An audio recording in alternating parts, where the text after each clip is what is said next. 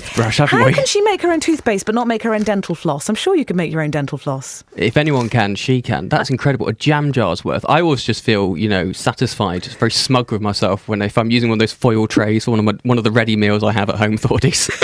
if I put that in the recycling bag, I just have a great sense of satisfaction at the end of the day. I love it. Creature of habit. Yeah. Seb Noble with my ready his meals. Ready meals on the button of 7:30 or whatever every evening. I wonder if there's someone who's got like an 8 a.m. habit that they do every single day, because it's just approaching 8 o'clock. If you've got a thing you do every time at this day, I would love to know. 81333. You can text in as long as it doesn't get in the way of your habit, because you might get upset. Yeah, Slightly unless that is your message habit, texting at 8 o'clock. Please make that your habit, especially this week. Also, in the papers, chocolate chip is the headline of this 10-word story, whatever it is. Chip shop owner David Packer is offering battered cream eggs and chocolate bars over Easter in Torquay. Oh. So you won't be heading to Torquay then. That's why Andy Lake's going there. Andy Lake heading to Torquay for a battered cream egg. BBC Radio Cambridgeshire. To the roads, how's the A47 looking, James? Still partially blocked Thordies. Yeah, there's a car broken down at the junction of Black Drove, more or less midway between Thorney and Guyherne.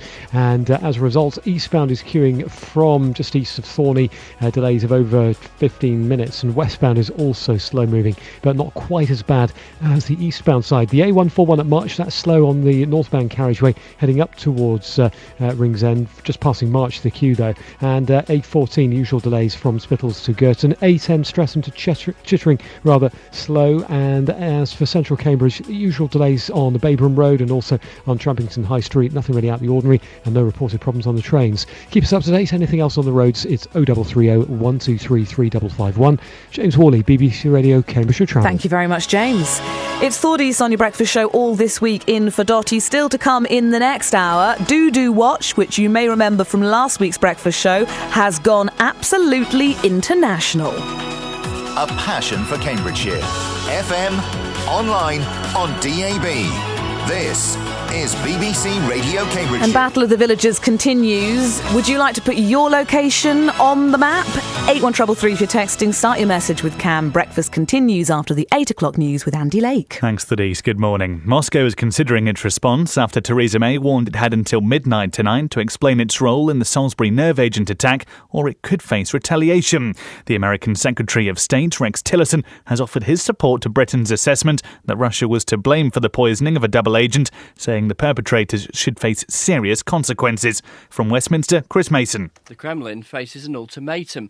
Answer today whether it was responsible for the attempted murder of the Skripals or face a retaliation. Tomorrow, the government will consider any response from Moscow and then decide its next steps. The expulsion of some Russian diplomats and travel bans and financial restrictions being imposed on some wealthy Russians with property and money in the UK are possible options. Moscow insists that the Prime Minister's claims are unfounded. A former Kremlin aide, Sergei Markov, accused Britain of trying to demonise Russia. Please give us real facts, but not blah, blah, blah, falsificated by your intelligence services. Russia is waiting documents and letter. Then let's sit down and decide how we will make joint investigation of this issue. A study commissioned by South Cambridgeshire District Council suggests demand for age-friendly housing will be 80% higher by 2035. The research reveals there's inadequate planning of housing provision across the county to meet older people's needs. More specialist housing needs to be built and more care beds should be provided. Dr. Tom Archer was involved in the study. There is a change in kind of demographics, if you like, and that has impacts on the housing that people need and how we support them in terms of services. So specialist housing covers a range of different kind of housing types. So it would include your kind of traditional sheltered housing, which people might be familiar with, retirement housing, which might be provided by, for instance, the private sector, or extra care housing, which has slightly more support and on-site provisions.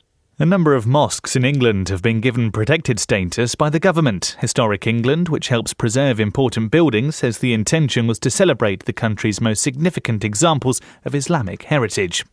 Cambridge City Council has unveiled its Air Quality Action Plan to improve standards over the next 5 years. They'll be discussed by the Environment Scrutiny Committee later on this week. Among the proposals are plans to reduce traffic emissions with environmentally friendly buses and taxis, and encouraging deliveries within the city to be made by bike rather than lorry. Rosie Moore is a Labour councillor and the Executive Councillor for Environmental Services in the city centre. She says the plans shouldn't get in the way of people's lives. Currently, there aren't enough options for other people to get in and out of the city. We want people to come into Cambridge and the people who live in Cambridge to be able to move about. We want them to get to work, to school, to go shopping, but we just want them to be able to do it without causing air pollution. A scheme by one Cambridgeshire village tackling dog fouling has been getting attention from across the world. Known as Doo-Doo Watch, it encourages people to report unwelcome mess, which is then put on an online map. The residents in Wimbledon who set up the map now claim almost 50 communities around the country have got in touch to find out how they did it, along with people in Kuwait and Australia. And we'll have more on this in the next hour of the programme with Thordis this morning. And finally, a review of 25 years' worth of data has highlighted emerging threats to garden birds, including bird feeders, which could be spreading disease. Experts, led by the Zoological Society of London, say people should continue to feed birds, especially in the winter, but should be aware of the risks.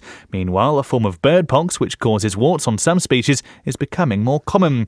Kate Risley from the British Trust for Ornithology helped carry out the research. There's definitely a gap in people's knowledge, and this is really what this is about. We're trying to just make people think about it a little bit and think about a few simple things that you can do. If you're diligent, feeding your birds, you probably know how much they get through on a typical day. So, top up your feeders quite regularly, because that means that food isn't sitting out there for a long time getting contaminated. Sport now, and Peterborough's promotion push could take a major step forward at Bury tonight. Posh will move back into the League One playoff places if they avoid defeat at Gig Lane. Manager Steve Evans says it's an exciting opportunity.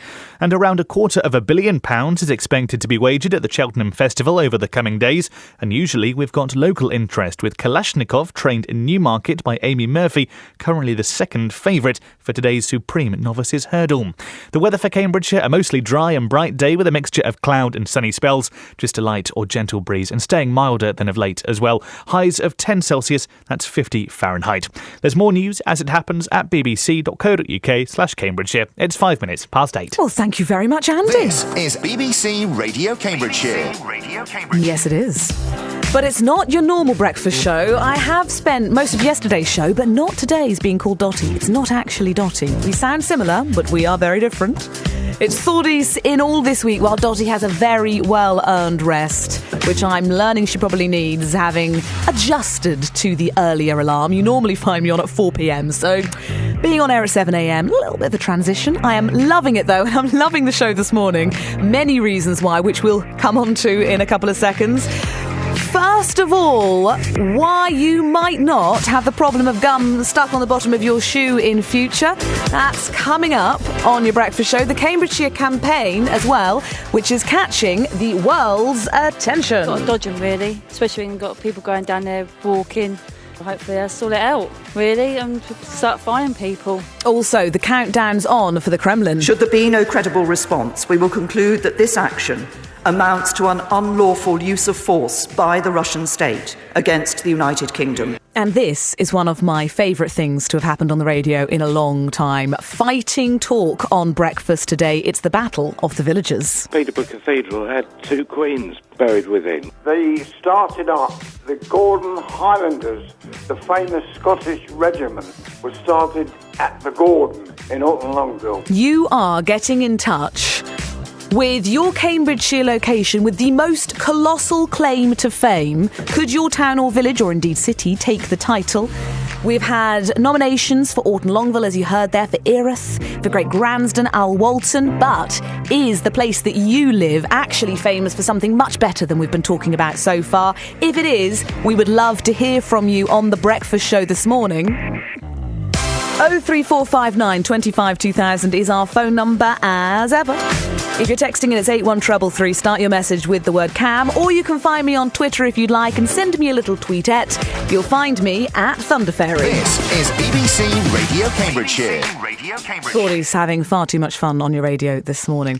Now, our top story is all about housing in Cambridgeshire. Demand for housing that meets older people's needs is apparently going to be up by 80% by 2035. This is according to brand new research. The sort of accommodation we're talking about is age-exclusive housing, specialist housing and also care beds. The research was commissioned from Sheffield Hallam University by South Cambridgeshire District Council. Earlier, we heard from the report's author, Dr. Tom Archer. In addition to kind of specialist housing, how do we build general needs housing which is suitable for people in later life?